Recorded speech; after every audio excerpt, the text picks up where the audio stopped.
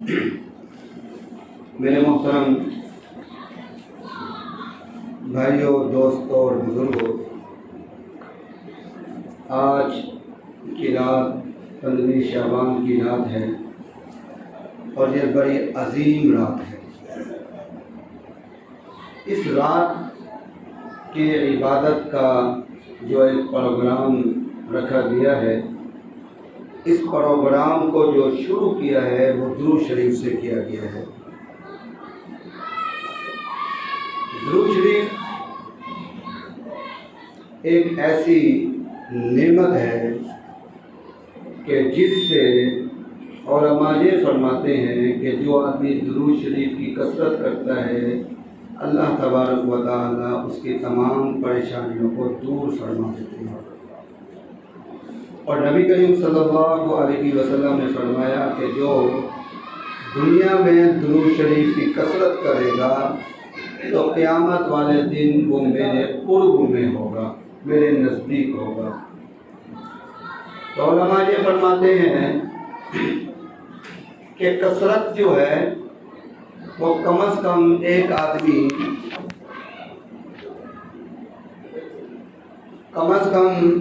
ایک آدمی روزانہ 300 مرتبہ درود شریف پڑھے۔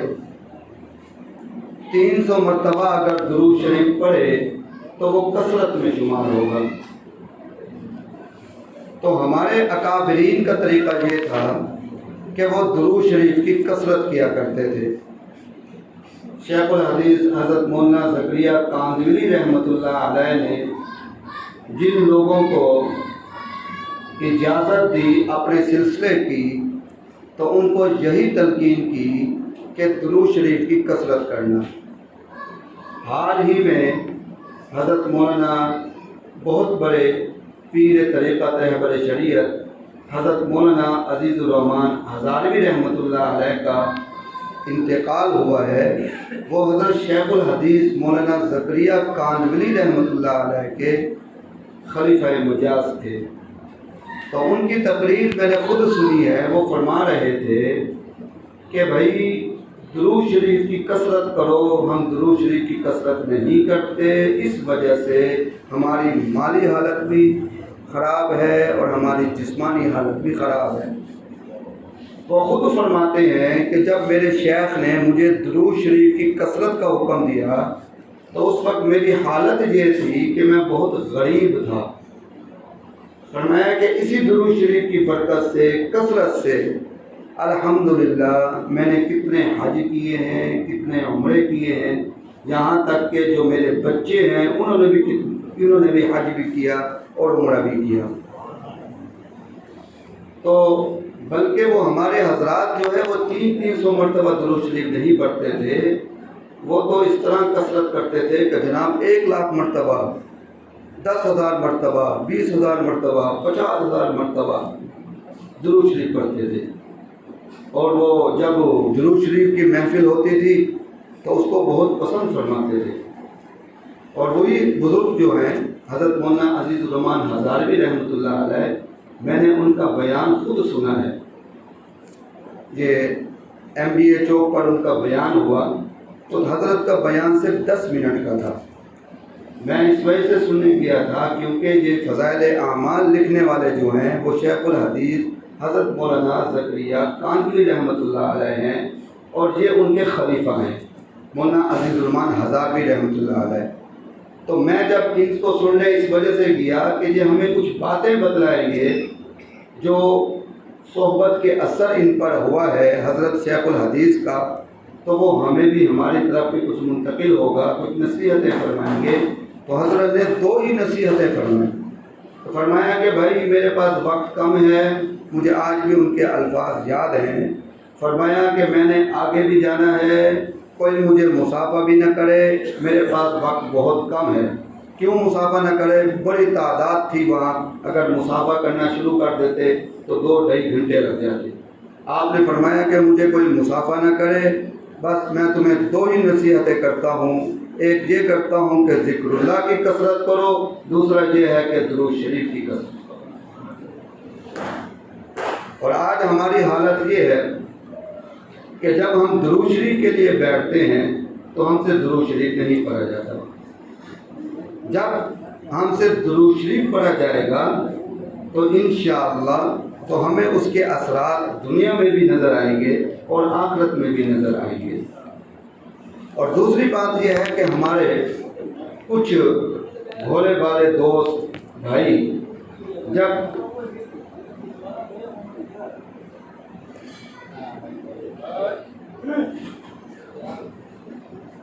بات بڑی اہم ہے، بزرگوں کی بات ہو رہی ہے، ذرا توجہ کے ساتھ سنیں. بعض ہمارے دوست ایسے ہوتے ہیں کہ جو اجتماعی عمل ہوتا ہے اس میں شرکت کرنے سے علماء فرماتے ہیں اس میں بڑا فائدہ ہوتا ہے.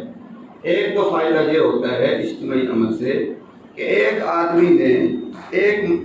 آدمی نے 100 مرتبہ درود شریف پڑھا، اور اگر 20 آدمی بیٹھے ہوئے ہیں تو 100 مرتبہ ہر کسی نے پڑھا تو کتنے درود شریف ہو گئے؟ تسبیحاں 20 تسبیحاں ہو گئی. تو اجتماعی عمل کا فائدہ یہ ہوتا ہے کہ اس کو ہر ایک کو 20 تسبیحوں کا اجر ملتا ہے. ایک بات. دوسری بات یہ ہے کہ جو اجتماعی عمل ہوتا ہے اس کا فائدہ یہ ہوتا ہے کہ ایک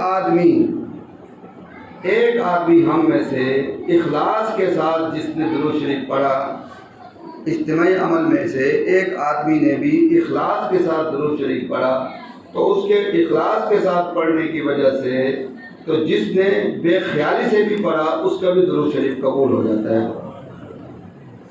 تو اس وجہ سے ہم لوگ اجتماعی عمل سے نہیں جڑتے بلکہ اپنا عمل شروع کر دیتے ہیں. تو اس کا بھی ہمیں احتیاط کرنا چاہیے. جو لوگ جماعت کے ساتھ وقت لگاتے رہتے ہیں ان کو تو اس یہ چیزیں معلوم ہیں کہ اجتماعی عمل کی کیا خصوصیت ہے اور کیا فائدے ہیں. تو اس وجہ سے تو ہم نے یہ جو آج کا سلسلہ شروع کیا ہے یہ اس وجہ سے کیا ہے، ایک تو ہم بیٹھ کر درود شریف بھی پڑھیں گے، درود شریف کے بعد جو ہے وہ مجلس جو ہے مختصر بیان ہوگا، تو بیان کرنے کے بعد اس کے بعد مجلس ذکر ہوگی، مجلس ذکر کے بعد دعا ہوگی. تو میں نے ساتھیوں میں دیکھی بے چینی کی صورت، تو درود شریف کا ارادہ یہ تھا کہ ہم اتنا درود شریف پڑھیں، معلوم نہیں اگلے سال یا ہمیں رات نصیب ہوتی ہے یا نہیں ہوتی. ارادہ میرا یہ تھا کہ کثرت کے ساتھ ہم درود شریف اور توجہ کے ساتھ درود شریف کی طرف توجہ کر کے ہم درود شریف پڑھیں. کیوں؟ اس وجہ سے آج ہماری مشکلات جو ہیں دنیا کی وہ اگر دور ہو سکتی ہیں یا ہمیں کچھ سہولت ملی ہے، اس امت کو کچھ سہولت ملی ہے، کچھ آسانی ملی ہے، تو وہ ہمارے نبی کریم صلی اللہ علیہ وسلم کی برکت سے ملی ہے. آگے بھی جو ہمیں سہولت ملے گی، آسانی ملے گی، وہ نبی کی برکت سے ملے گی. علماء یہ فرماتے ہیں کہ کوئی آدمی درود شریف پڑھتا ہے، فرماتے ہیں کہ ہم امید کرتے ہیں نبی کریم صلی اللہ علیہ وسلم کے پاس جب وہ فرشتہ درود شریف لے کر جاتا ہوگا تو نبی کریم صلی اللہ علیہ وسلم اس کے لیے دعائیں بھی مانگتے ہوں گے. دعائیں، نبی کی دعائیں اگر آج ہمیں مل جائیں تو اس سے بڑی خوش نصیبی کیا ہے. اب آپ کہیں گے کہ اس کی دلیل کیا ہے؟ اس کے لیے علماء یہ فرماتے ہیں کہ نبی کریم صلی اللہ علیہ وسلم کا معمول یہ تھا کہ دنیا کے اندر جس کسی نے بھی آپ کو کوئی ہدیہ دیا ہے، کوئی تحفہ دیا ہے یا آپ پر کچھ احسان کیا ہے تو آپ نے احسان کے بدلے میں اس سے ڈبل احسان کیا ہے. اگر کسی نے نبی کریم صلی اللہ علیہ وسلم پر کچھ احسان کیا ہے تو آپ نے اس پر ڈبل احسان کیا ہے. تو اس وجہ سے علماء یہ فرماتے ہیں کہ یہ درود شریف پڑھنا اور ہدیہ بھیجنا نبی کریم صلی اللہ علیہ وسلم کے پاس، فرمایا کہ یہ ایسے جیسے تحفہ بھیجنا. تو نبی کریم صلی اللہ علیہ وسلم جب ہمارا نام پیش ہوتا ہوگا تو نبی کریم صلی اللہ علیہ وسلم ہمارے لیے دعائیں بھی فرماتے ہوں گے. تو اس وجہ سے علماء نے فرمایا کہ ایسا مسئلہ، دنیا کا ایسا مسئلہ جو حل نہ ہو رہا ہو، فرمایا کہ درود شریف کی کثرت کرو، انشاءاللہ اس درود کی برکت سے تم درود شریف کی کثرت کرو، اس تصور کے ساتھ کہ درود شریف جب جائے گا نبی کریم صلی اللہ علیہ وسلم کے پاس تو نبی کریم صلی اللہ علیہ وسلم میرے حق میں دعائیں فرمائیں گے، تو آپ جب دعائیں فرمائیں گے تو انشاءاللہ اللہ تبارک و تعالیٰ اپنے نبی کی دعا کو کبھی رد نہیں فرماتا۔ تو اس وجہ سے کیونکہ پہلا سال ہے تو اس وجہ سے آئندہ ہم نے اہتمام کرنا ہے کہ درود شریف کی جب محفل ہو تو درود شریف جو ہے وہ انہماک کے ساتھ اور توجہ کے ساتھ پڑھنا ہے اور اس میں ہم نے کثرت کرنی ہے۔ دوسری بات یہ ہے، آج کی جو رات ہے، دوسری چیز یہ ہے کہ پہلے درود شریف کی مجلس ہے، اس کے بعد بیان کی مجلس ہے۔ اب ہمارے ذہن میں یہ سوال پیدا ہوگا کہ جناب ہم تو جہاں عبادت کے لیے آئے ہیں، چلو آپ کی بات سمجھ آ گئی کہ درود شریف ہم جب پڑھیں گے تو یہ عبادت ہے، اس کے بعد ہم اب آپ کا بیان سننے بیٹھ گئے، آپ نے ہمیں عبادت سے ہٹا کر آپ نے ہمیں اپنے بیان میں لگا دیا ہے۔ اس کے لیے جو حضرات صبح کے درس میں آتے ہیں تو ان کو یاد ہوگا کہ ایک مرتبہ یہاں صبح کے درس میں حضرت مولانا مفتی امداد اللہ صاحب تشریف لائے تھے، انہوں نے یہ بات کہی تھی کہ ایک دین کا ایک مسئلہ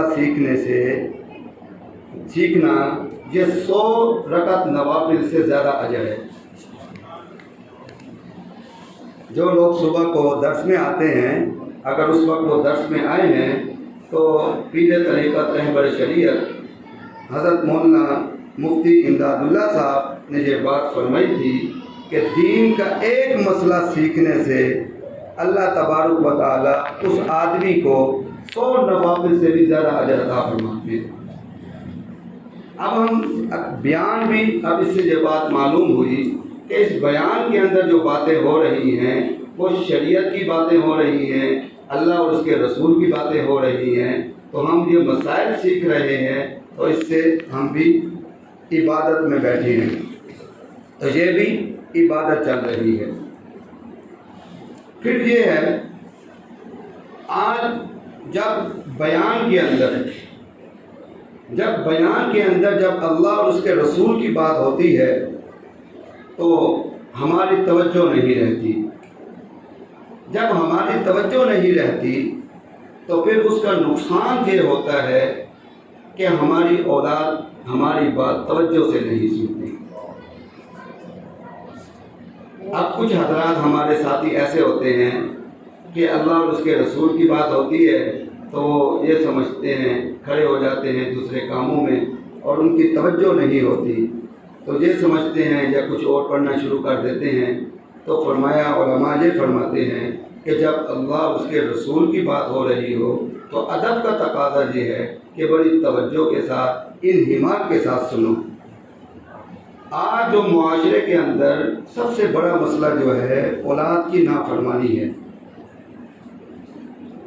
اولاد کی نافرمانی جو ہے یہ بہت بڑا مسئلہ ہے۔ اس کی وجہ یہی ہے کہ ہم اللہ اور اس کے رسول صلی اللہ علیہ وسلم کی جب بات ہوتی ہے ہم اس کو توجہ کے ساتھ نہیں سنتے۔ فرمایا کہ اس کا اگر مشاہدہ کرنا چاہو تو مشاہدہ تم کر سکتے ہو کہ جب تم اپنے بچوں کے سامنے کوئی بات کرتے ہو اور تمہارا بچہ دوسری طرف رخ کر لے اور اس کی توجہ نہ ہو، کیا تمہیں غصہ آئے گا یا نہیں آئے گا؟ بہت غصہ آئے گا۔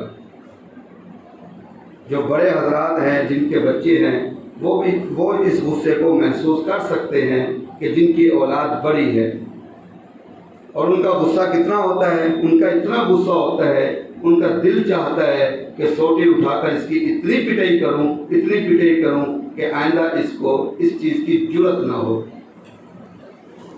جب اللہ اور اس کے رسول صلی اللہ علیہ وسلم کی جب بات ہوتی ہے تو ہم ایسے کرتے ہیں کہ اللہ تبارک و تعالی ہم سے خوش ہوتے ہوں گے۔ اس پر علماء فرماتے ہیں کہ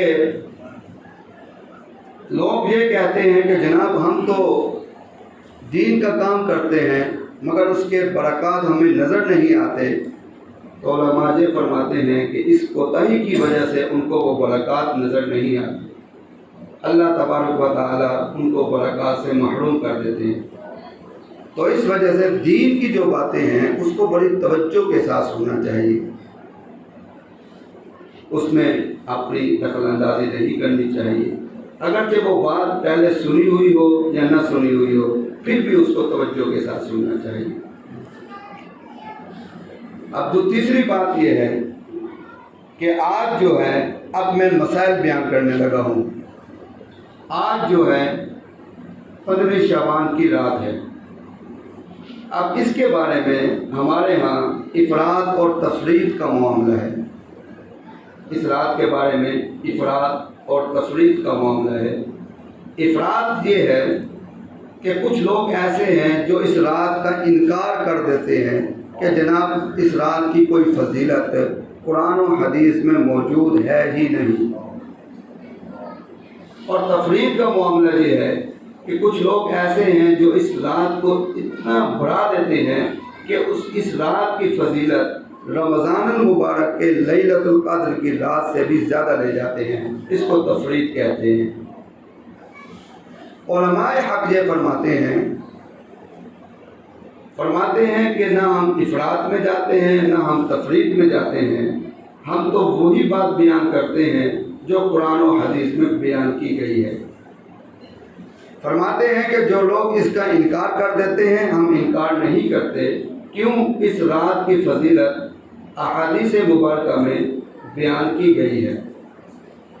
جب احادیث میں اس کی فضیلت بیان کی گئی ہے تو پھر یہ بات ظاہر ہے، جب حدیث میں اس کی فضیلت موجود ہے تو پھر کسی مسلمان کو نہیں چاہیے کہ وہ اس کا انکار کرے، اگرچہ وہ احادیث، بات بڑی توجہ کے ساتھ سنیں، اگرچہ وہ احادیث ضعیف ہیں مگر وہ احادیث ہیں۔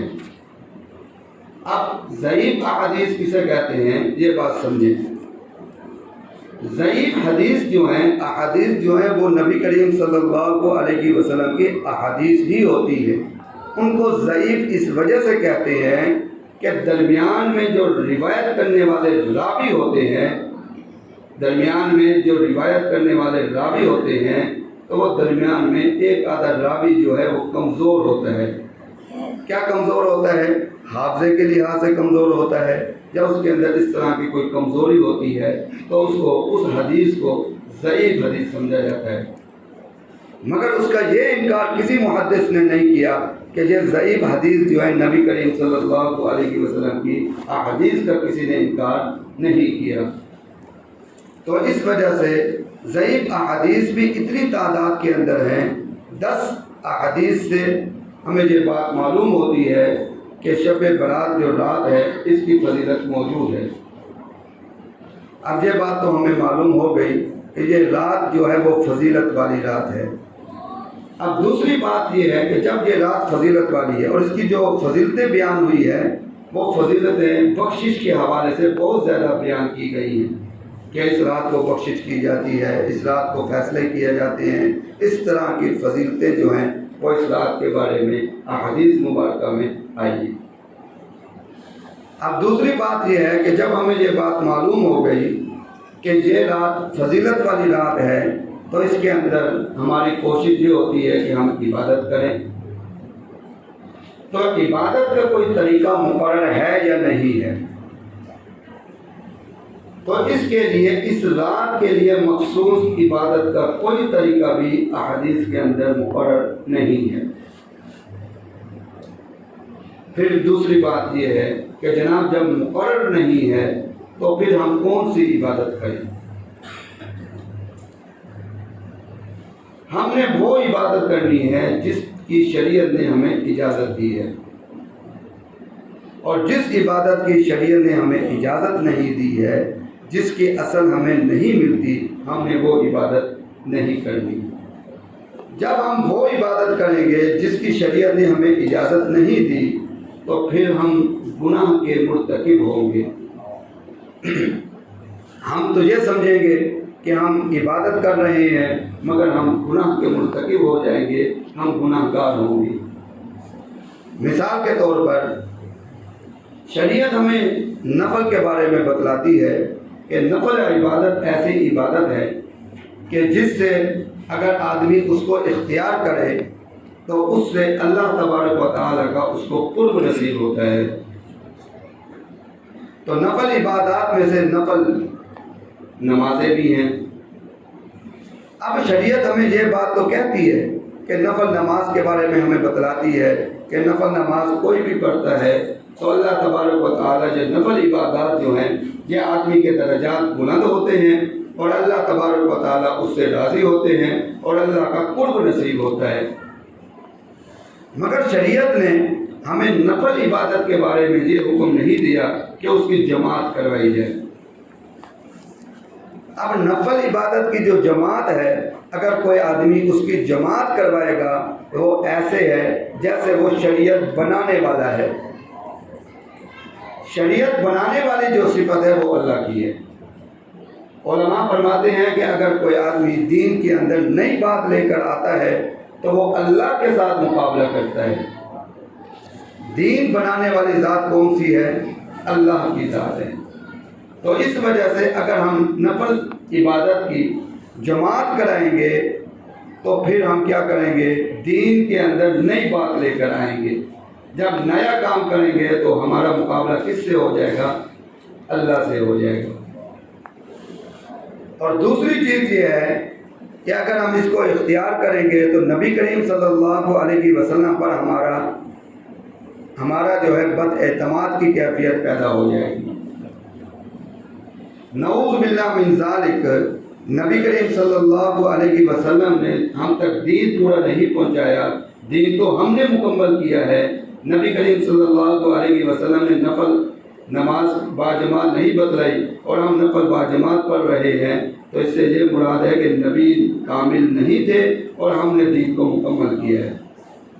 اس وجہ سے قیامت والے دن نبی کریم صلی اللہ علیہ وسلم کے بارے میں آتا ہے، کچھ لوگ آ رہے ہوں گے تو نبی کریم صلی اللہ علیہ وسلم فرمائیں گے کہ یہ میرے امتی ہیں، ان کو آنے دو۔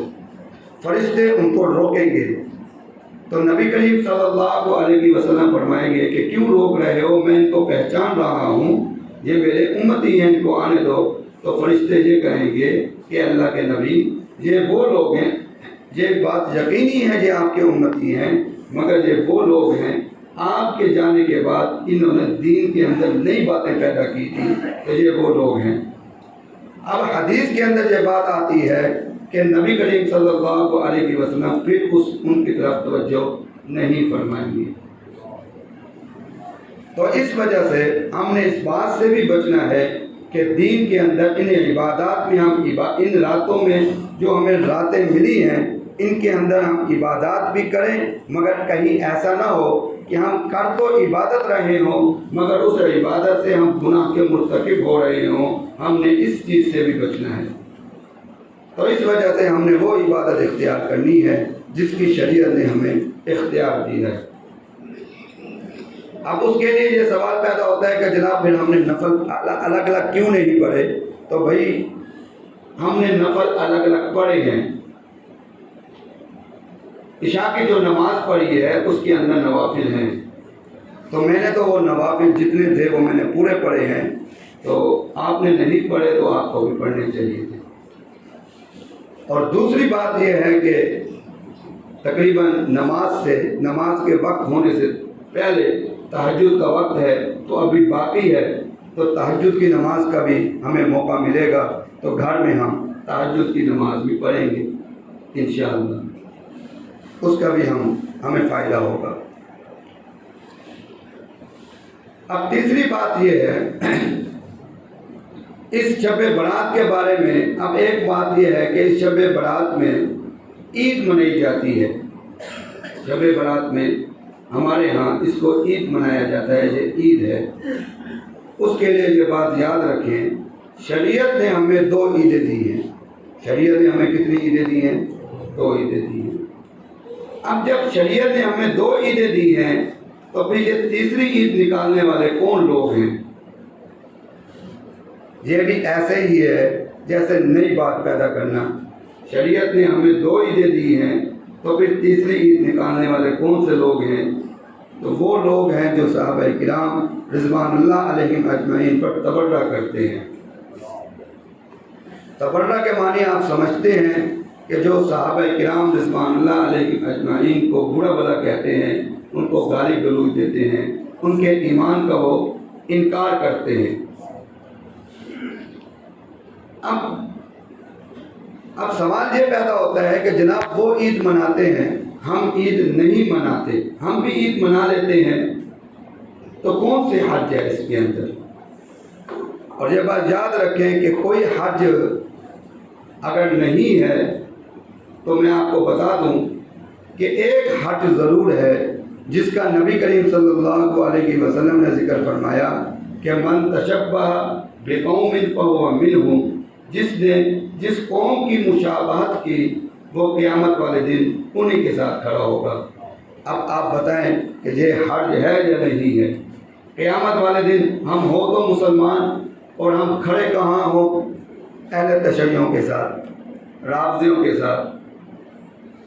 تو اس وجہ سے اگر ہم ان کا طریقہ اختیار کریں گے تو من تشبہ بقوم فہو منہم کی جو وعید ہے ہم اس کے اندر آ جائیں گے۔ اب دوسری بات یہ ہے، اس سے بچنا کیوں ضروری ہے؟ اس سے بچنا اس وجہ سے ضروری ہے کہ ایک تو یہ ان کی رسم ہے، ایک بات تو یہ ہے کہ یہ ان کی عید ہے، ان کی رسم ہے، اور اس سے ہمیں بچنا ضروری ہے۔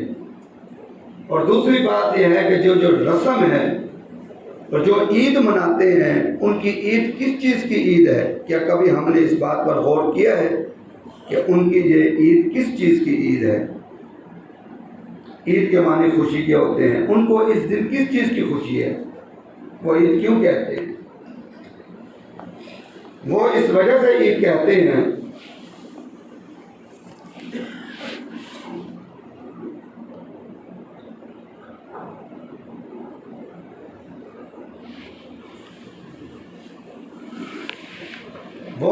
وہ اس وجہ سے عید کہتے ہیں کہ آپ جانتے ہیں کہ ان لوگوں کے 12 امام ہیں، 12 امام میں سے جو 12واں امام ہے وہ ان کا کہنا یہ ہے کہ وہ 15 شعبان کو پیدا ہوا تھا، اور ان کا جو 12واں امام ہے اس کو وہ امام مہدی کہتے ہیں۔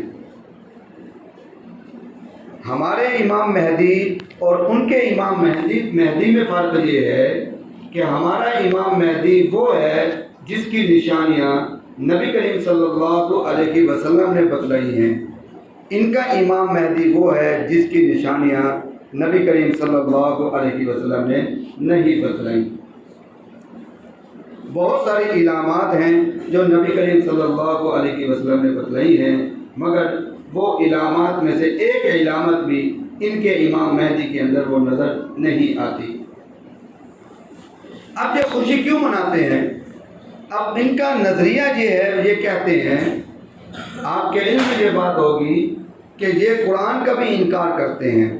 یہ کہتے ہیں کہ امام مہدی جو ہمارا 12واں امام تھا، جب وہ 5 سال کی عمر میں تھا تو وہ قرآن مجید، اصل قرآن مجید کو لے کر وہ غار کے اندر چلا گیا، اور ابھی تک وہ غار کے اندر ہے، اور وہ جب قیامت قریب ہوگی پھر وہ نکلے گا غار سے، وہ اصل قرآن بھی ساتھ لائے گا۔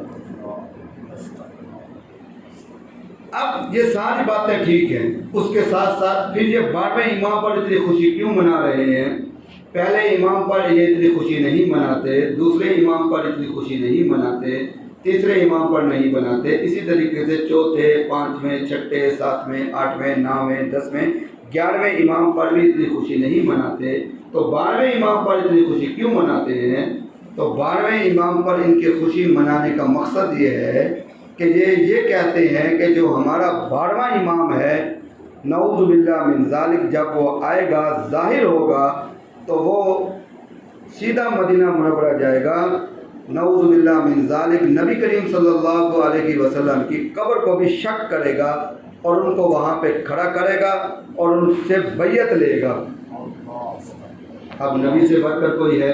ان کا کہنا یہ ہے کہ وہ نبی سے بھی بیعت لے گا، اور اس کے بعد وہ جو ہے جو 7 شیخین سو رہے ہیں، حضرت ابو بکر صدیق رضی اللہ عنہ اور حضرت فاروق اعظم رضی اللہ عنہ، ان کا کہنا یہ ہے کہ وہ ہمارا جو 12واں امام ہے، امام مہدی، وہ ان دونوں کی قبر کو بھی شک کرے گا اور ان کو نکال کر ان کو باندھے گا، ان کو سزا دے گا۔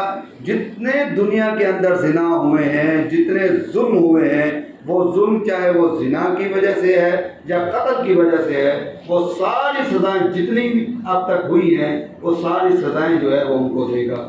بار بار ان کو سنسار بھی کرے گا، بار بار ان کو دھرے بھی مارے گا اور ان پر حد جاری کرے گا۔ اور تیسری بات وہ یہ کہتے ہیں کہ آپ یہ بات جانتے ہیں کہ اکثر خطباء حضرات ایک واقعہ بیان کرتے ہیں اما عائشہ صدیقہ رضی اللہ عنہا کا، کہ ان پر تہمت لگی تھی، آپ سنتے رہتے ہیں۔ تو وہ ان کا کہنا یہ ہے کہ ان پر تہمت نہیں لگی تھی، بلکہ نعوذ باللہ من ذالک وہ بد کردار تھی، اور وہ ہمارا 12واں امام جو ہے ان کی قبر کو شک کرے گا، شک کر کے ان پر حد جاری کرے گا۔ اب دیکھیں کہ وہ اس وجہ سے عید مناتے ہیں کہ 12واں امام ہمارا پیدا ہو چکا ہے، تو اس وجہ سے وہ 12واں امام کی خوشی میں وہ عید مناتے ہیں۔ اگر آپ بتائیں کہ کوئی مسلمان ان کے ساتھ عید منائے گا تو پھر کیا وہ نبی کریم صلی اللہ علیہ وسلم کو جب معلوم ہوگا کہ ایک میرا مسلمان ایک مجھ سے محبت کرنے کا دعویٰ کرتا ہے اور وہ انہی لوگوں کے ساتھ کھڑا ہوا ہے، ان کے ساتھ مل کر عید بھی منا رہا ہے، تو نبی کا دل دکھے گا یا خوش ہوگا؟ نبی کا دل دکھے گا۔ تو اس وجہ سے یہ عید جو ہے یہ ان کی عید ہے، یہ ہماری عید نہیں ہے۔ تو اس وجہ سے ہم نے اس کو عید بھی نہیں منانی اور اس پر ہم نے خوشی کا اظہار بھی نہیں کرنا۔ ہم نے تو صرف جو حدیث کے اندر اس رات کی جو فضیلت آئی ہے، ہم نے تو اس سے فائدہ اٹھانا ہے کہ اس رات کی فضیلتوں میں سے ایک فضیلت یہی ہے کہ اس رات کو بخشش ہوتی ہے۔ ہم جو یہاں جمع ہوئے ہیں تاکہ ہم عبادات سے، نبی کریم صلی اللہ علیہ وسلم کے درود شریف سے، اسی طریقے سے ہم اللہ کے ذکر سے اللہ کو راضی کریں، اور اس طریقے سے ہم جو ہے اللہ کو راضی کر کے پھر ہم اللہ سے دعا کریں اور اللہ تبارک و تعالی ہمارے گناہوں کو بخش دے۔ تو یہ تھی شب برات کی بات۔ اب اس میں دیکھیں کہ بہت سارے مسائل آپ کو میں نے بتلا دیے۔ اب ایک مسئلہ جو میں نے آپ کو بتلایا ہے اس پر حضرت مفتی امداد اللہ صاحب فرما گئے ہیں کہ ایک مسئلے کے بدلے میں اللہ تبارک و تعالی 100 نفل نمازوں کے برابر اجر دیتے ہیں۔ اب آخری بات یہ ہے کہ ہم جہاں جو جمع ہوئے ہیں، ہم اپنی گناہوں کی معافی کے لیے جمع ہوئے ہیں۔ اب اس کے لیے یہ بات ضروری ہے، کم از کم ہمیں یہ بات تو معلوم ہو کہ ہم گناہ گار ہیں بھی صحیح یا نہیں ہیں۔ کوئی آدمی یہاں کھڑا ہو کر اس طرح تو کہہ سکتا ہے کہ بھائی ہم گناہ گار ہیں، تو یہ کہنا ہمارے معاشرے کے اندر یہ ایک رواج سا بن گیا ہے، تو ایک رسم سی بن گئی ہے، رواج سا بن گیا ہے، ایک فیشن بن گیا ہے کہ ہر آدمی یہ کہتا ہے کہ میں گناہ گار ہوں۔ مگر جب وہ یہ الفاظ کہتا ہے تو اس کے ذہن کے اندر گناہ کا تصور نہیں ہوتا میں نے کون سا گناہ کیا ہے۔ تو پہلے ہمیں یہ بات سمجھنی چاہیے کہ گناہ کسے کہتے ہیں، کیا ہم گناہ گار بھی ہیں یا نہیں ہیں۔ اب گناہ کی تعریف میں بتلاتا ہوں، اس کو بڑے غور سے سنیں اور گناہ کی تعریف کو یاد رکھیں۔ گناہ کی پہلی تعریف یہ ہے کہ اللہ تبارک و تعالیٰ کے حکم کے خلاف چلنا، اس کو گناہ کہتے ہیں۔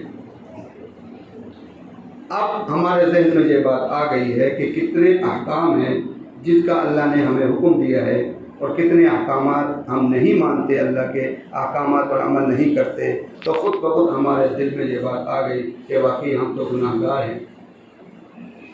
اب دوسری تعریف، نبی کریم صلی اللہ علیہ وسلم کی سنتوں کے خلاف چلنا۔ اب روزمرہ کی جو سنتیں ہیں نبی کریم صلی اللہ علیہ وسلم کی، کتنی سنتیں ہیں، مگر ہم ان سنتوں پر نہیں چلتے، ان کے خلاف چلتے ہیں۔ اب بتائیں کہ دوسری تعریف میں بھی ہم گناہ گار ہوئے۔ اب تیسری تعریف یہ ہے کہ دین کے اندر نئی بات کو پیدا کرنا۔ اب کتنی مرتبہ دین کے بارے میں ہم علماء سے پوچھنے کی بجائے اپنے ذہن سے چلتے ہیں، ہر وقت نئی بات کو نکال دیتے ہیں۔ تو تین تعریفیں ہیں۔ ایک تعریف یہ ہے کہ اللہ کے حکموں کے خلاف چلنا، اللہ کے حکموں پر عمل نہ کرنا۔ اب آپ دیکھیں کہ کتنے احکام ہیں کہ اللہ تبارک و تعالیٰ نے ہمیں دیے ہیں، مگر ان حکموں پر ہم عمل نہیں کر رہے، تو اس وجہ سے ہم گناہ گار ہوئے۔ دوسری بات یہ ہے کہ نبی علیہ الصلوۃ والسلام کی جو مبارک سنتیں ہیں ان کو اختیار نہ کرنا، اس کو بھی گناہ کہتے ہیں۔ کتنی سنتیں ہیں جو ہم نے نبی کریم صلی اللہ علیہ وسلم کی چھوڑ رکھی ہیں، ہم ان پر عمل نہیں کرتے، تو اس وجہ سے ہم گناہ گار ہیں، نبی کریم صلی اللہ علیہ وسلم کے بھی گناہ گار ہیں۔ تیسری تعریف یہ ہے کہ ہم دین کے اندر نئی بات پیدا کرنا، اس کو بھی گناہ گاری کہتے ہیں۔ تو نئی بات پیدا کرنا یہ بھی گناہ گاری ہے، تو یہ گناہ کی تعریف ہے۔ اب یہ ہے کہ ہم گناہوں سے کیوں توبہ کریں؟ ہم گناہوں سے اس پر علماء نے گناہوں کی تاثیر کے متعلق لکھا ہے کہ گناہوں کی تاثیر کیا ہے، گناہوں سے توبہ کرنا کیوں ضروری ہے۔ پہلی تاثیر علماء نے یہ لکھی ہے کہ جب آدمی گناہ کرتا ہے، گناہ گار آدمی، اس کو آخرت میں تو شرمندگی ہوگی، اس کو دنیا میں بھی شرمندگی ہوتی ہے، ندامت ہوتی ہے، شرمندگی کا سامنا کرنا پڑتا ہے۔ اب جب گناہ گار آدمی گناہ کرتا ہے، اس کو شرمندگی کا سامنا کیسے کرنا پڑتا ہے؟ آپ دیکھ لیں کہ کوئی آدمی یہاں پر کھڑا ہو کر مسجد کی بے ادبی کرنا شروع کر دے، تو کوئی آدمی اس کو کہے بھائی کیا کر رہا ہے؟ اب آپ کی بجائے اس کو تو سے بونا لگ جائے گا، تو اس کو شرمندگی کا سامنا کرنا پڑے گا۔ اسی طریقے سے جب آدمی گناہ گار ہوتا ہے تو اس کو شرمندگی کا سامنا یہ کرنا پڑتا ہے، اس کے جو ماتحت ہوتے ہیں وہ اس کی عزت نہیں کرتے، اس کے ماتحت اس کی عزت نہیں کرتے، اس وجہ سے اس کو شرمندگی کا سامنا کرنا پڑتا ہے۔ وہ چھوٹوں سے بھی شرمندہ ہوتا ہے، بڑوں سے بھی شرمندہ ہوتا ہے۔ اس کے مقابلے میں علماء نے لکھا ہے کہ جو مومن ہے، جو مومن مسلمان ہے، اس کے لیے گناہ چھوٹا ہو یا بڑا ہو، وہ گناہ کو بچھو سمجھتا ہے۔ اب بچھو کی صفت کیا ہے؟ بچھو کی صفت یہ ہے کہ بچھو چھوٹا ہو یا بڑا ہو، اس کے اندر زہر ہوتا ہے، اس کی عادت یہ ہے کہ وہ ڈستا رہتا ہے۔ تو اس وجہ سے علماء نے لکھا کہ مومن جو ہیں وہ گناہ کو بچھو سمجھتا ہے اور گناہوں سے بچنے کی کوشش کرتا ہے۔ گناہ چھوٹا ہو یا بڑا ہو، اس نے ڈسنا ہے، یہ نقصان ہمیں پہنچائے گا۔ اسی وجہ سے فرمایا کہ شیطان جو ہے وہ گناہ کو جو ہے وہ بہت چھوٹا کر کے پیش کرتا ہے۔ فاسق فاجر جو ہے اس کی اس بات کو قبول کر لیتا ہے، مگر جو ایمان والا ہوتا ہے وہ اس کی بات کو قبول نہیں کرتا۔ اس کے لیے جب اس سے ایک گناہ ہو جاتا ہے تو وہ اس گناہ کو پہاڑ سمجھتا ہے، وہ ایسے محسوس کرتا ہے کہ کسی نے میرے سر پر پہاڑ رکھ دیا ہو۔ یہ مومن کی علامت ہے۔ اس کے لیے علماء نے یہ فرمایا، ہم علماء سے سنتے رہتے ہیں کہ گناہ دو قسم کے ہیں، ایک گناہ صغیرہ، ایک گناہ کبیرہ۔ اکثر ہم یہ کرتے ہیں کہ جب چھوٹا گناہ ہو جائے تو ہم یہ کہتے ہیں کہ بھائی کوئی بات نہیں، چھوٹا گناہ ہے، ہم اس کو کر لیتے ہیں، کوئی بڑا گناہ تو نہیں ہے۔ اس پر علماء نے لکھا ہے کہ لا تحقرن صغیرۃ ان الجبال من الحصى، فرمایا کہ کبھی بھی چھوٹے گناہ کو چھوٹا سمجھ کر نہ کیا کرو، اس وجہ سے جو بڑے بڑے پہاڑ ہیں یہ چھوٹے چھوٹے پتھروں سے بنتے ہیں۔ صحابہ کرام رضوان اللہ علیہم اجمعین کے اقوال میں سے ایک قول یہ ہے، گناہ کے بارے میں ان کا نظریہ یہ تھا، اکثر ان کی زبان پر یہ بات ہوتی تھی، گناہ کو ہر وقت گناہوں کا تصور ہوتا تھا، گناہوں سے بچتے تھے، اور ان کی زبان پر یہی بات ہوتی تھی، لا صغیرۃ مع الاصرار ولا کبیرۃ مع الاستغفار۔ اس کے معنی یہ ہے کہ صحابہ کرام رضوان اللہ علیہ اجمعین یہ نہیں فرماتے تھے یہ گناہ چھوٹا ہے یہ بڑا ہے، وہ فرماتے تھے کہ بھائی جس گناہ پر تم ڈٹ گئے ہو وہ گناہ بڑا ہے، جس گناہ پر تم نے اللہ سے استغفار کر لیا وہ گناہ بڑا نہیں رہتا بلکہ وہ گناہ ہی نہیں رہتا۔ تو صحابہ کرام رضوان اللہ علیہ اجمعین کا یہ قول ہے کہ فرمایا کہ اصرار پر کوئی گناہ چھوٹا نہیں رہتا اور استغفار پر کوئی گناہ بڑا نہیں رہتا، ان کا قول یہ تھا۔ تو اس طریقے سے وہ اہمیت دیتے تھے۔ علماء یہ فرماتے ہیں جس گناہ کو مومن چھوٹا سمجھتا ہے اللہ کے نزدیک وہ گناہ بڑا ہوتا ہے۔ کیوں؟ چھوٹا سمجھ کر وہ اس گناہ کے قریب جا رہا ہوتا ہے، اس گناہ میں اصرار ہو جاتا ہے۔ اصرار کے معنی یہ ہے کہ اس کو بار بار کرتا ہے، فرمایا کہ اللہ کے نزدیک وہ گناہ بڑا ہو جاتا ہے۔ تو یہ علماء نے بتلایا۔ ابن قیم رحمۃ اللہ علیہ فرماتے ہیں کہ جو چھوٹا گناہ ہے اس کو نہ دیکھا کرو، بلکہ تم جس کی نافرمانی کر رہے ہو اس ذات کا تصور کیا کرو کہ جس کی تم نافرمانی کر رہے ہو وہ ذات کتنی عظمت والی ہے۔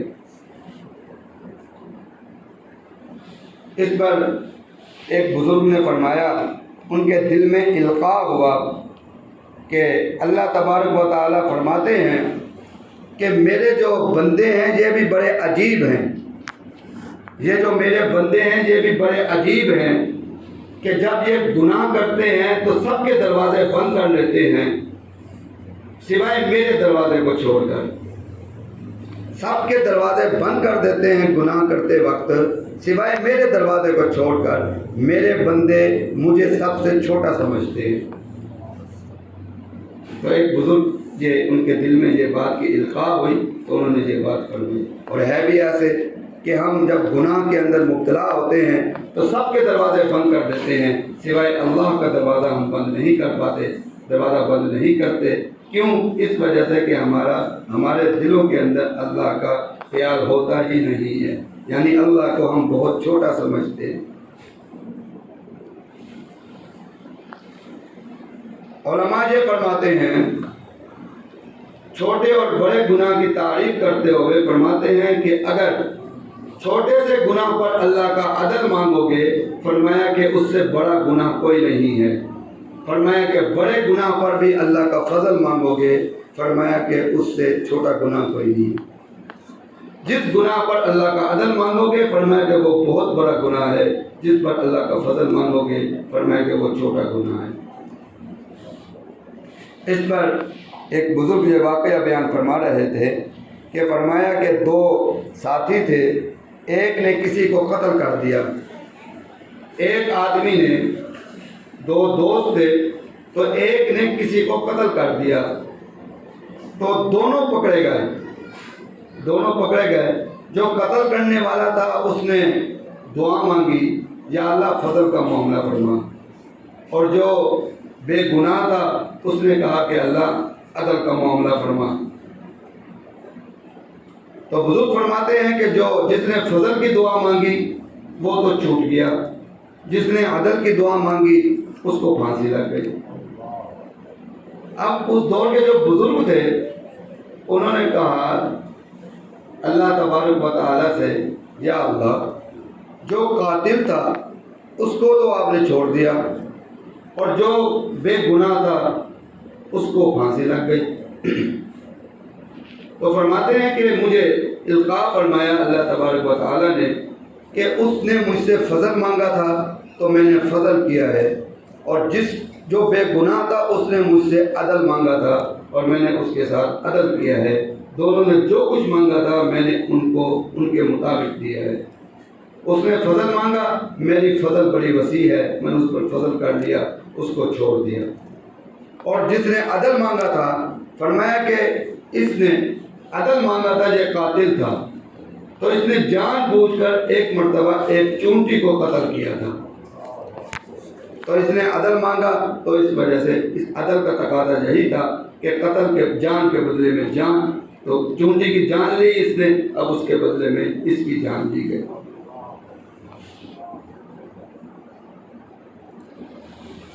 ہمارے مشائخ یہ فرماتے ہیں، فرمایا کہ بھائی اللہ کا شکر کیا کرو کہ اللہ تبارک و تعالی نے گناہ کے اندر کوئی بدبو نہیں رکھی۔ فرمایا کہ اگر گناہ کے اندر اللہ بدبو پیدا فرما دیتے تو یہاں بیٹھنا مشکل ہو جاتا۔ فرمایا کہ اللہ کا شکر ادا کرو کہ گناہ کے اندر اللہ نے بدبو نہیں رکھی۔ اگر اللہ یہ فرما دیتے کہ جو گناہ گار ہوگا، گناہ کی ایک اپنی بدبو ہوگی، تو فرمایا کہ مسجدوں کے اندر اکٹھے بیٹھنا، محفلوں کے اندر اکٹھے بیٹھنا مشکل ہو جاتا۔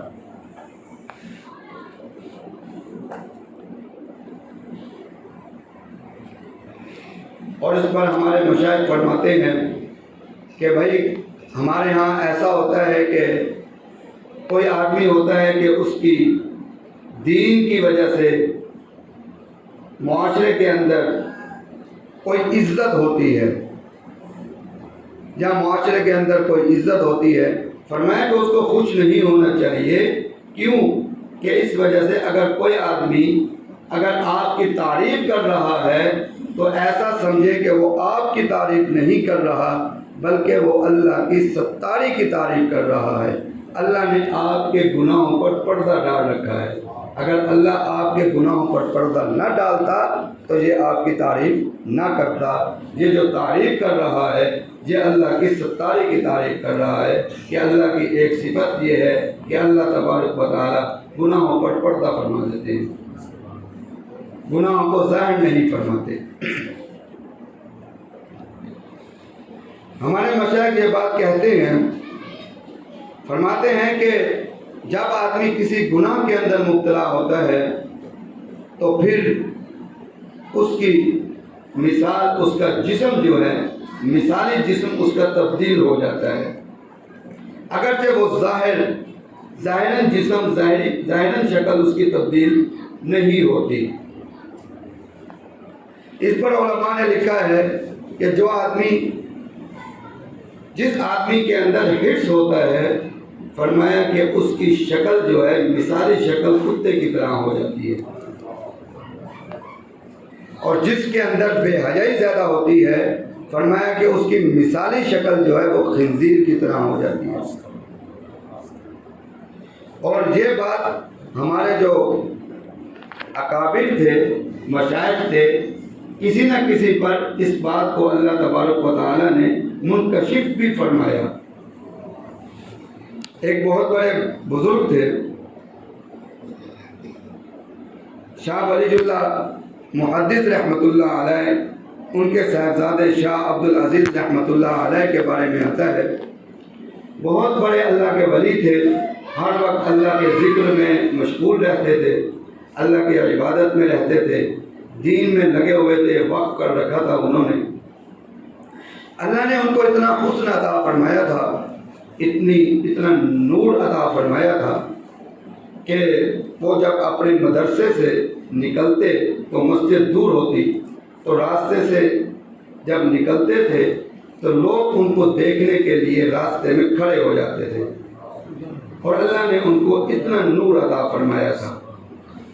اور ان کی حالت یہ ہوتی تھی، جب وہ اپنے مدرسے سے یا گھر سے نکلتے تھے تو انہوں نے اپنے چہرے مبارک پر چادر ڈالی ہوئی، رومال ڈالا ہوا ہوتا تھا، اور ان کے ساتھ ایک خادم ہوتا تھا جس کا نام تھا فصیح الدین۔ تو ایک مرتبہ فصیح الدین نے یہ بات کہہ دی کہ حضرت اتنے دور سے لوگ آتے ہیں آپ کی زیارت کرنے کے لیے، آپ اتنے مصروف ہوتے ہیں کہ آپ کی زیارت نہیں کر سکتے، تو انہوں نے موقع تلاش کیا کہ جب آپ نماز کے لیے جاتے ہیں تو اس وقت یہ آ جاتے ہیں آپ کو صرف دیکھنے کے لیے، آپ کی زیارت کرنے کے لیے۔ آپ ایسے ہیں کہ آپ نے اپنے چہرہ مبارک پر چادر ڈالی ہوئی ہے۔ کہا جاتا ہے، علماء نے لکھا ہے کہ اس فصیح الدین نے جب یہ بات کہی تو شاہ عبد العزیز رحمۃ اللہ علیہ نے اپنا رومال جو چادر تھی وہ اٹھا کر اس کے اوپر ڈال دی۔ جب اس کے اوپر ڈالی تو وہ غش غش کر کے بے ہوش ہو گیا۔ جب اس کو ہوش آیا تو آپ نے پوچھا کیا بنا؟ اس نے کہا کہ حضرت جیسے ہی آپ نے اپنی چادر میرے اوپر ڈالی تو چادر ڈالنے سے پہلے تو یہ مجھے انسان نظر آ رہے تھے، جب آپ نے میرے اوپر چادر ڈالی تو مختلف قسم کے مجھے جانور نظر آنے لگے۔ تو اس وجہ سے علماء فرماتے ہیں کہ جو آدمی گناہوں کے اندر مبتلا ہو جاتا ہے، جس قسم کا وہ گناہ کرتا ہے، یہ اللہ کا خاص کرم ہے کہ اللہ تبارک و تعالیٰ اس کا جسم مثالی جسم بنا دیتے ہیں، ظاہراً جسم اس کا نہیں بناتے۔ اگر اللہ تبارک و تعالیٰ اس کے مثالی جسم کو ظاہر فرما دے تو لوگ جو ہیں اس سے نفرت کرنے لگے، ایک دوسرے سے بھاگنے لگے۔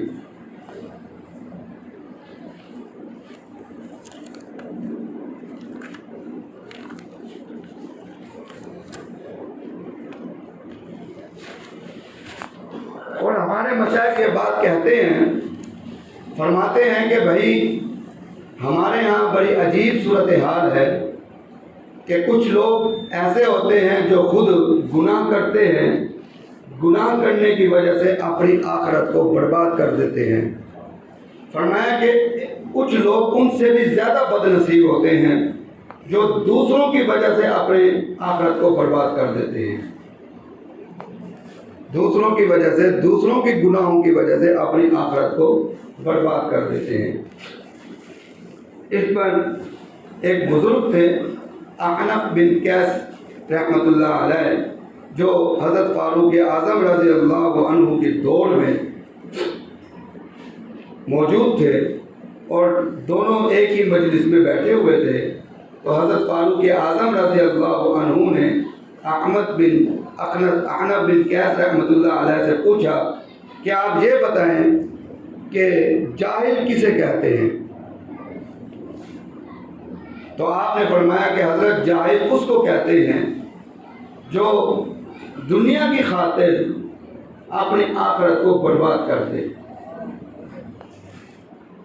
تو حضرت عمر رضی اللہ عنہ نے فرمایا کہ حضرت آپ نے صحیح فرمایا، اب آپ کو یہ بات معلوم ہے کہ اجہل کسے کہتے ہیں۔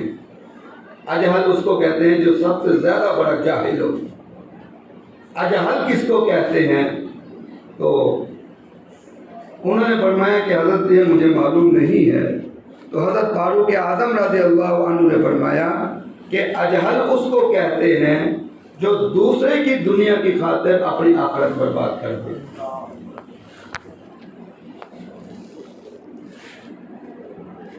یہ تھی گناہوں کی باتیں جو مختصر میں نے آپ کے سامنے ذکر کی ہیں، اور بڑی اہم باتیں تھیں جو میں بڑی مشکل سے تلاش کر کے اکابرین کی باتیں لکھ کر لایا ہوں تاکہ جو باتیں میں نے پڑھی ہیں وہ آپ تک پہنچا دوں۔ اب اس کے بعد 4 باتیں ایسی ہیں جو گناہ سے بھی بڑھ کر ہیں۔ وہ 4 باتیں کون سی ہیں؟ وہ 4 باتوں کے متعلق علماء یہ فرماتے ہیں، فرمایا کہ گناہوں سے بڑھ کر 4 باتوں میں سے جو پہلی بات ہے وہ یہ ہے کہ ایک آدمی گناہ بھی کرے اور گناہ کو ہمیشہ ہلکا سمجھے۔ ایک آدمی گناہ کے اندر بھی مبتلا ہو اور اس گناہ کو ہلکا سمجھے، فرمایا کہ یہ پہلی بات ہے کہ اس سے بچیں۔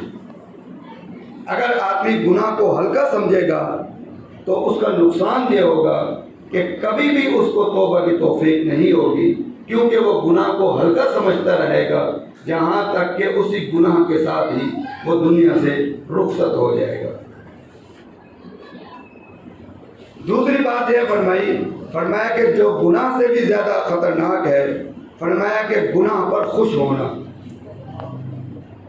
گناہ پر خوش ہونا ایسے ہے جیسے اللہ کی نافرمانی کر کے اللہ کو ہم دکھا رہے ہیں خوش ہو کر، دیکھ اللہ ہم نے تیری نافرمانی کر کے کیسے دکھائی ہے۔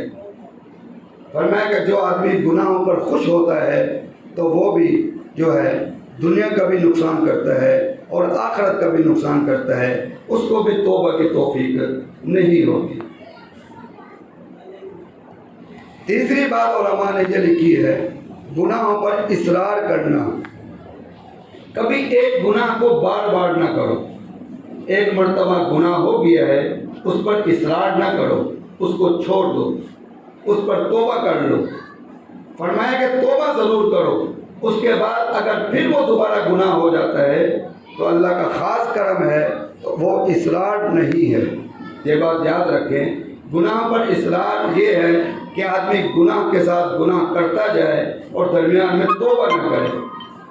اگر وہ ایک مرتبہ گناہ کرتا ہے، اس کے بعد توبہ کر لیتا ہے، اس کے بعد پھر وہی گناہ اس سے ہو جاتا ہے، تو فرمایا یہ گناہوں پر اصرار نہیں ہے، یہ اللہ کا خاص کرم ہے۔ فرمایا کہ گناہ پر اصرار مت کرو، کیونکہ گناہ پر اصرار کرو گے تو اللہ تبارک و تعالیٰ توبہ کی توفیق چھین لے گا۔ اور چوتھی بات یہ ہے کہ گناہ پر فخر کرنا۔ ہمارے ہاں جو نوجوان ہیں، جو ہمارے ہاں ہمارے ہی مسلمان بھائی ہیں، اکثر گناہ بھی کرتے ہیں، پھر صبح کے وقت بیٹھ کر سب کے سامنے اس گناہ پر فخر بھی کرتے ہیں۔ تو فرمایا کہ یہ چار باتیں جو ہیں یہ بڑی خطرناک ہیں، گناہوں سے بھی زیادہ خطرناک ہیں۔ اب آخری بات یہ ہے کہ دنیا کے اندر کیا گناہ کی سزا بھی ملتی ہے یا نہیں ملتی؟ علماء یہ فرماتے ہیں گناہ کی سزا کی 3 صورتیں ہیں۔ فرمایا کہ پہلی صورت یہ ہے کہ جب آدمی گناہ کرتا ہے تو اللہ تبارک و تعالیٰ اس کو فوری سزا دے دیتے ہیں، فوری سزا اس کو مل جاتی ہے اور وہ سمجھ جاتا ہے اور اس کو تنبیہ ہو جاتی ہے۔ خوش نصیب وہ ہوتا ہے جو فوراً گناہ سے ہٹ جاتا ہے اور توبہ کر لیتا ہے، نیکی کی طرف آ جاتا ہے۔ فرمایا کہ جب گناہ کی بیماری زیادہ ہو جاتی ہے، بڑی عجیب بات فرمائی کہ جب گناہ کی بیماری زیادہ ہو جاتی ہے، فرمایا کہ پھر اللہ تبارک و تعالیٰ فوراً سزا نہیں دیتا، حالانکہ ہونا تو یہ چاہیے تھا، اس کو بھی فوراً سزا دی جاتی اور اس کو سزا بھی بڑی دی جاتی، مگر اللہ تبارک و تعالیٰ کیونکہ بے نیاز ذات ہے تو اللہ تبارک و تعالیٰ جس کے اندر گناہوں کی بیماری زیادہ ہوتی ہے تو اللہ تبارک و تعالیٰ اس کو فوراً سزا نہیں دیتے، بلکہ فرمایا کہ اس کو اللہ ڈھیل دے دیتے ہیں، ڈھیل دے دیتے ہیں کہ جوانی کے اندر گناہ کرتا ہے تو اللہ سزا اس کو بڑھاپے میں دیتا ہے۔ آج گناہ کرے گا تو اللہ کی ناراضگی زیادہ ہے تو اللہ تبارک و تعالیٰ اس کو گناہوں کی سزا نہیں دے گا، بلکہ اللہ تبارک و تعالیٰ اس کو گناہوں کی سزا جو ہے کتنے عرصے کے بعد جب وہ کسی حالت میں مبتلا ہوگا تو پھر سزا کے ساتھ سزا، سزا کے ساتھ سزا شروع ہو جائے گی۔ اکثر ایسے ہوتا ہے کہ جب آدمی کسی مشکل کے اندر مبتلا ہوتا ہے تو ادھر سے مشکل، پھر ادھر سے مشکل، پھر ادھر ہر طرف سے پریشان ہو جاتا ہے۔ اس کے بارے میں ایک واقعہ آتا ہے کہ بنی اسرائیل کا بہت بڑے عالم تھے، ان سے گناہ ہو گیا، ان سے جب گناہ ہو گیا تو ایک مرتبہ کافی عرصہ ہو گیا، وہ عالم تھے، وہ اس انتظار میں تھے اور ڈر تھا ان کو کہ اللہ تبارک و تعالیٰ میں نے گناہ تو کر لیا ہے، اللہ تبارک و تعالیٰ مجھے سزا دے دیں گے، ان کے دل کے اندر یہ خوف تھا، مگر انہوں نے اس گناہ پر توبہ نہیں کی۔ کچھ عرصہ گزر گیا تو انہوں نے اللہ سے دعا کی، اللہ سے کہا کہ یا اللہ میں نے تو آپ کی نافرمانی کی تھی اور آپ نے مجھ سے کوئی نعمت بھی نہیں چھینی۔ فرمایا کہ اللہ میں نے تو آپ کی نافرمانی کی تھی، آپ نے تو مجھ سے کوئی نعمت ہی نہیں چھینی۔ تو فرمایا کہ اللہ نے ان کے دل پر القاء کیا، اللہ نے فرمایا کہ ذرا غور کرو کہ میں تم سے نعمت چھین چکا ہوں، تو اس نے جب غور کیا، اللہ نے القاء فرمایا کہ اس سے پہلے یاد کرو، گناہ سے پہلے تمہیں تہجد کی نماز کی توفیق ہوتی تھی اور تمہارے دل کے اندر لذت پیدا ہوتی تھی اور تم رو رو کر میرے آگے دعائیں مانگتے تھے، گڑ گڑاتے تھے۔ اب بتاؤ کہ تمہیں نہ تہجد کی نماز نصیب ہے، نہ تمہیں وہ گڑ گڑانا نصیب ہے، میں تو تم سے وہ نعمت چھین چکا ہوں۔ پھر ان کو احساس ہوا اور انہوں نے اللہ سے توبہ کی، یا اللہ واقعی آپ نے صحیح فرمایا کہ مجھ سے جو گناہ ہوا ہے آپ نے مجھ سے بہت بڑی نعمت چھین لی ہے۔ اسی طریقے سے فرمایا کہ تیسری چیز یہ ہے کہ اللہ سزا یہ دیتے ہیں، اللہ تبارک و تعالی خفیہ تدبیر یہ ہوتی ہے کہ انسان جو ہے گناہ کرتا ہے، اللہ تبارک و تعالی خفیہ تدبیر کرتے ہیں کہ وہ اللہ سے دور ہو جاتا ہے۔ اور یہ ہمارے ہاں تو بڑا آسان ہے اور ہمارے معاشرے کے اندر جو ہے یہ عام ہے کہ اکثر جو ہیں، میں کتنی مساجد کے اندر گیا ہوں، جو ہمسائے ہیں ان کو اس علاقے کی مسجد کی فکر نہیں ہے، وہ مساجد غیر آباد ہیں۔ اکثر مساجد کے اندر اتنی بڑی بڑی مساجد ہیں، ان کے اندر نماز پڑھنے والے 2 آدمی ہیں، 1 آدمی ہے۔ تو ایک جگہ پر میں نے پوچھا کسی سے، تو میں نے کہا کہ بھائی آپ نماز نہیں پڑھتے، تو اکثر لوگ یہ کہنے والے تھے کہ بھائی ہمیں جو ہے اس مسجد سے ناراضگی ہے، کوئی امام سے ناراض ہوتا ہے، کوئی مسجد سے ناراض ہوتا ہے، تو اس کو علماء فرماتے ہیں یہ خفیہ تدبیر ہے، وہ اپنے گناہوں کی معافی مانگے۔ فرمایا کہ انسان ہو اور مخلوق ہو، اپنے رب سے ناراض ہو، اپنے خالق سے ناراض ہو، فرمایا کہ اس سے بڑی سزا کیا ہو سکتی ہے۔ تو اس وجہ سے یہ بھی ایک سزا کی صورت ہے، خفیہ تدبیر ہے کہ اللہ تبارک و تعالی اس کو مسجد میں لانا ہی نہیں چاہتے۔ آج ہی ہمیں ایک ساتھی یہ بات فرما رہے تھے کہ ایک تبلیغی جماعت والے ساتھی نے یہ بات فرمائی کہ 2 دوست تھے اور 2 دوست تھے اور نماز کا وقت ہو گیا، تو ایک دوست مسجد کے اندر داخل ہو گیا، دوسرا دوست باہر کھڑا ہو گیا۔ جو مسجد کے اندر داخل ہو گیا وہ نماز پڑھنے لگا، عبادت کرنے لگا۔ جب کافی دیر ہو گئی تو دوسرا دوست جھانک جا کر دیکھنے لگا، تو اس نے پھر آواز دی کہ باہر آ جاؤ۔ تو اس پہلے دوست نے کہا کہ جس طریقے سے اللہ تجھے اندر نہیں آنے دیتا، اس طریقے سے وہ اللہ مجھے باہر نہیں آنے دیتا۔ تو آج ہی ایک ساتھی نے جو ہے یہ واقعہ سنایا ہے۔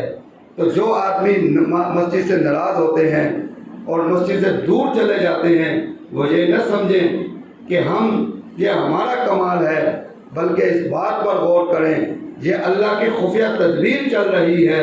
تمہاری زندگی بڑی تیزی کے ساتھ گزر رہی ہے اور تم اس مسجد سے محروم ہو رہے ہو، اللہ کے گھر سے محروم ہو رہے ہو۔ تو یہ گناہوں کی باتیں تھیں، تو میں نے جو آپ کے سامنے بیان کی ہیں، اس کے بعد ہم مجلس ذکر کریں گے اور مجلس ذکر کے بعد ہم پھر دعا کریں گے۔ ذکر آج ہمارا لمبا ہوگا، یہ بات میں پہلے بتا دوں کہ ذکر آج جو ہے وہ ہمارا لمبا ہوگا، تو تھوڑی دیر لگے گی ذکر پہ، ہم ذکر بھی لمبا کریں گے۔ ذکر کے بعد پھر مراقبہ ہوگا، مراقبہ بھی تھوڑا لمبا ہوگا، اس کے بعد پھر دعا ہوگی، دعا کے بعد پھر آپ کو چھٹی ہوگی۔ جب آپ کو چھٹی ہوگی تو پھر آپ سے ایک درخواست ہوگی کہ یہ بات یاد رکھیں، یہاں سے جانے کے بعد آپ یہ وعدہ کریں گے کہ جس طریقے سے آپ نے عشاء کی نماز ذمہ داری کے ساتھ پڑھی ہے، اسی طریقے سے صبح کی نماز بھی آپ نے مسجد کے اندر باجماعت پڑھنی ہے۔ آپ نے یہ وعدہ کرنا ہے۔ کیوں؟ ایک عالم اور مفتی کے لیے یہ بات ضروری ہے کہ وہ ساتھ ساتھ لوگوں کو مسائل سے بھی آگاہ کریں۔ تو آج یہ بات یاد رکھیں کہ اگر آپ پوری رات عبادت کرتے رہے، صبح کی نماز آپ کی رہ گئی، تو آپ نے جو پوری رات عبادت کی ہے اس کا فائدہ تو دور کی بات ہے، جب آپ کی صبح کی نماز رہ جائے گی تو آپ کا بہت بڑا نقصان ہو جائے گا۔ اس کے لیے علماء فرماتے ہیں کہ نماز جو ہے وہ فرض ہے، پوری رات کی عبادت نفل ہے۔ علماء تقابل کرتے ہیں، فرماتے ہیں اگر ایک آدمی ایک مرتبہ کی فرض نماز کو چھوڑ دے، پوری زندگی نوافل پڑھتا رہے، اللہ کے راستے میں خرچ کرتا رہے، فرمایا کہ وہ ساری عبادت اس کی پوری زندگی کی، وہ نفل عبادت، وہ تمام دولت جو اس نے اللہ کے راستے میں خرچ کر دی، فرمایا کہ وہ ساری نیک کام وہ ایک فرض نماز کے برابر نہیں ہو سکتے۔ تو اس وجہ سے ذکر کریں گے، ذکر کے بعد مراقبہ ہوگا، مراقبے کے بعد پھر دعا ہوگی، پھر جو ہے چھٹی ہوگی۔ پھر یہ ہے کہ جس کو اللہ تعالیٰ توفیق دیں وہ گھر میں جا کر تہجد کی نماز بھی پڑھے، نماز سے پہلے، اس کے بعد باجماعت نماز کے لیے اسی طریقے سے جس طریقے سے ہم مسجد میں بیٹھے ہیں، صبح کو ہماری اسی طریقے سے ملاقات ہو اور نماز بھی باجماعت پڑھیں ہم۔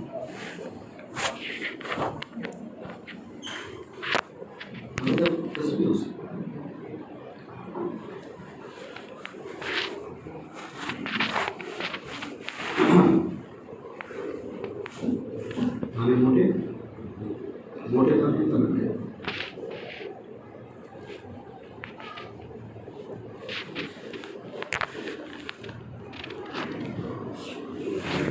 مزدورات دیکھیے بھائی ذکر اسکوٹی سے یہ جو ہم ذکر کریں گے،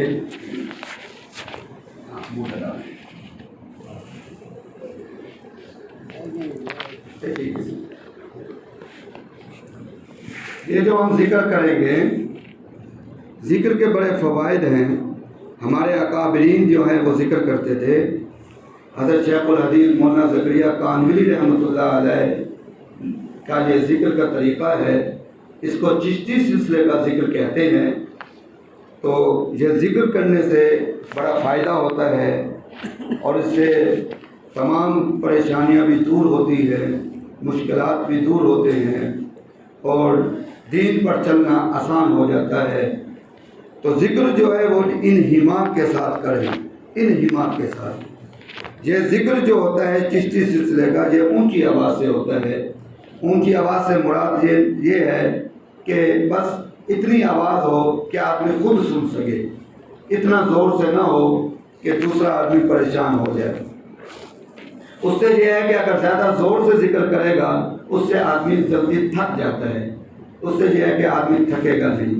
تو اس وجہ سے درمیانہ جو ہے وہ ذکر آواز سے، تاکہ ہم